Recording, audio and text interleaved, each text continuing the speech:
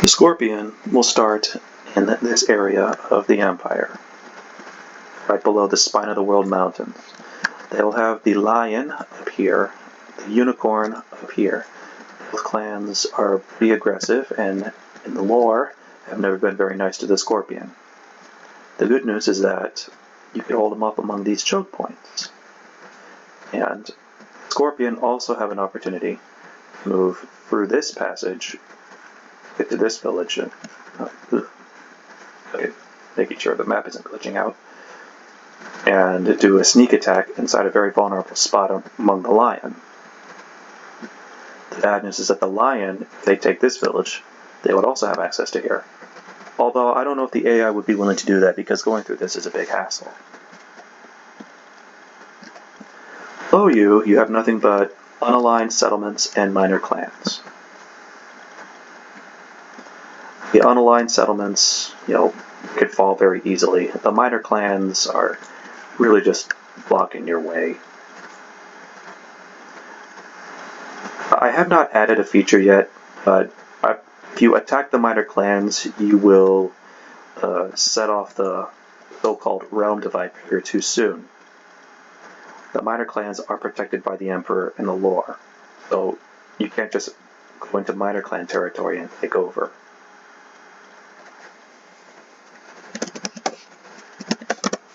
Oh, for goodness sake.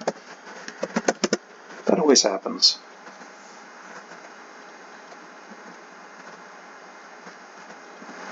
Over here you have Wasp Clan lands if you want to settle the score with Saruchi. You could also gain access to the gold-rich province of Shiga, which would be quite a boom for you. The problem is, if you go this far east, you will then have the crane on your eastern border.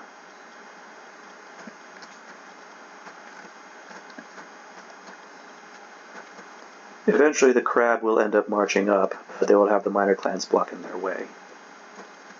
If the crab become aggressive, then be prepared to have something on your southern front. Up to your northern border you have the Hare clan. They are mostly hostile. That's how I want minor clans to be. Your first priority should be to take this and complete your control over North Ryoko Province. All Ryoko Province, Ryoko, North Ryoko.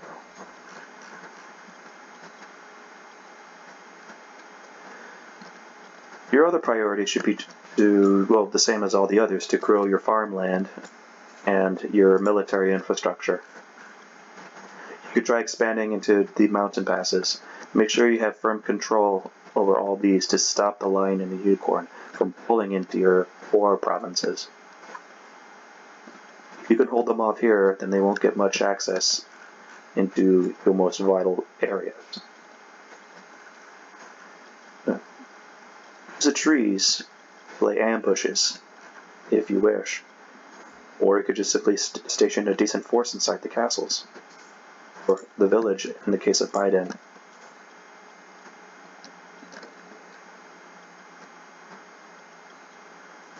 Up here is Brotherhood of Shinsei. I don't know what to do with those guys. I would like to add them as a playable faction, but they only have 1 province so far. Maybe I could add some of the provinces down here. I don't really know. If I do that, then there will be a very early threat to Scorpion on the southern front, and it could make things a lot more challenging for a Scorpion player, which I'm totally fine with. I'm all for making this more challenging. The Scorpion get their best units from cities. You get the Specialist Barracks all the way down, where they get the Yashigaru units, Satsukat, the Thunder Guard Samurai, and the Bayushi Elite Guard. In addition to this, if you go to the highest level of Spy Network, well, not exactly the highest level, you get to level 2, you get the Shadow Blades. The Assassins get the unique Tier 3 building, Shosuro Ninja Dojo, where they would get the Scorpion Claws and the Scorpion Saboteurs.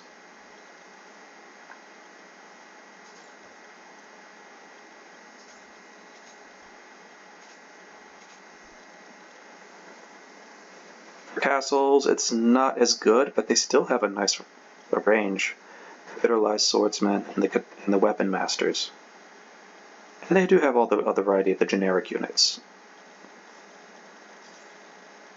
Range, I don't remember giving them anything with ranged. I would see if that would be necessary. Greater Cavalry Dojo. Wait, they get the Lightning Squad Samurai. Range, I may disable the legendary level. I can't think of a unique unit for ranged units that the Scorpion would have. If I were to add another unit to the Scorpion, I want it to be magic. I'm just having writer's block about how to do that. To integrate Soshi or Yogo magic into there. Right now the Yogo magic only appears as an ancillary.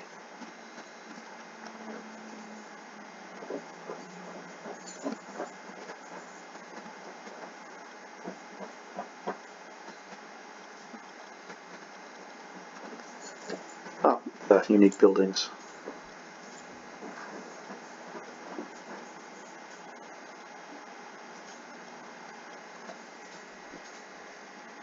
Black market and the clan racketeering, just like the Mantis.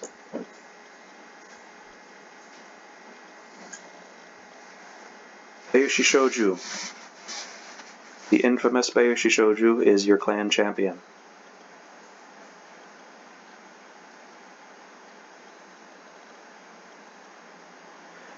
Gave him 10 authority because he's really one of the most successful daimyo in the clan's history. Excuse me. One of the most successful daimyo in the clan's history. And in fact, one of the most successful daimyos in all the empire. But he's not very famous. His wife, Lady Scorpion, is an ancillary that helps boost him up.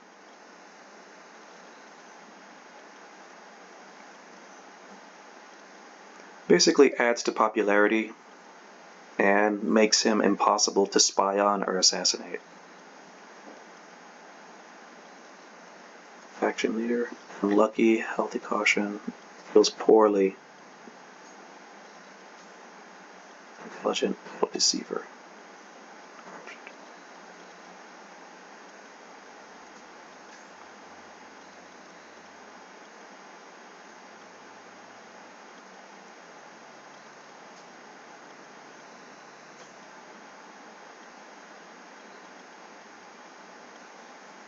Hates the crane.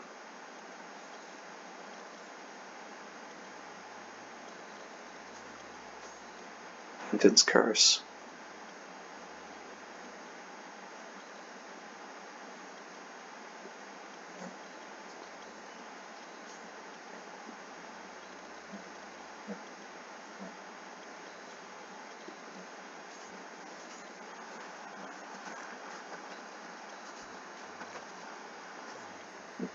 And here you have the Shosuro Ninja. This is Bayushi Aramoto the Killer. Pretty impressive for a starting assassin. Balance that out by making assassinations a bit more difficult to do. In fact, I think I did too well of a job at that. Because now assassinations have become nearly impossible, so I may have to relax that a bit.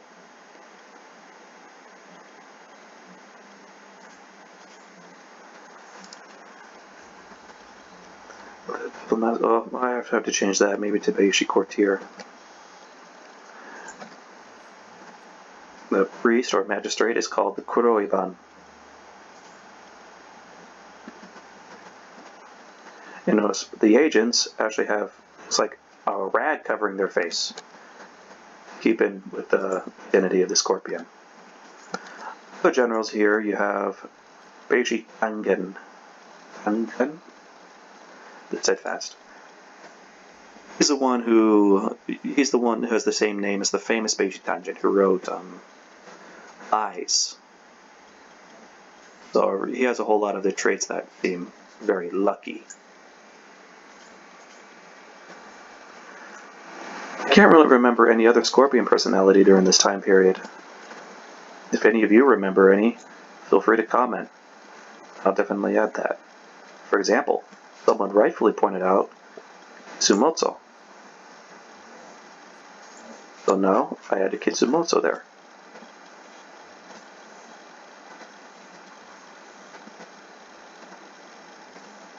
The Scorpion tactics are going to be a lot about ambushing and deception.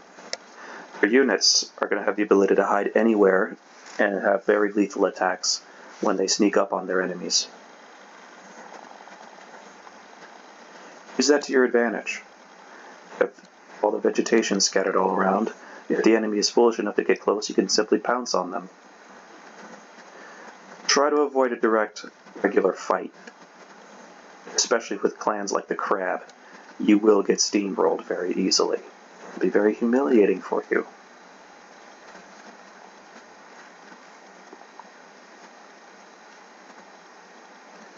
As far as diplomacy goes, well, first it might be a bit easy to get allies as the Scorpion, but you just have to decide where you want to go.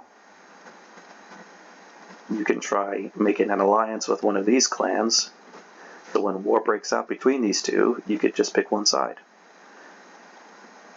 Or maybe with the Crane, if you want to swallow your pride that much. Or maybe with the Mantis, because they're as underhanded as you are.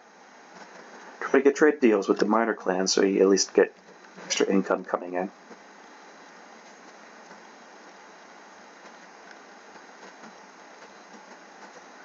Well, other than that, that's pretty straightforward. Larger mountain passes, use this one to your advantage. You'll be carving up land for the Scorpion in no time.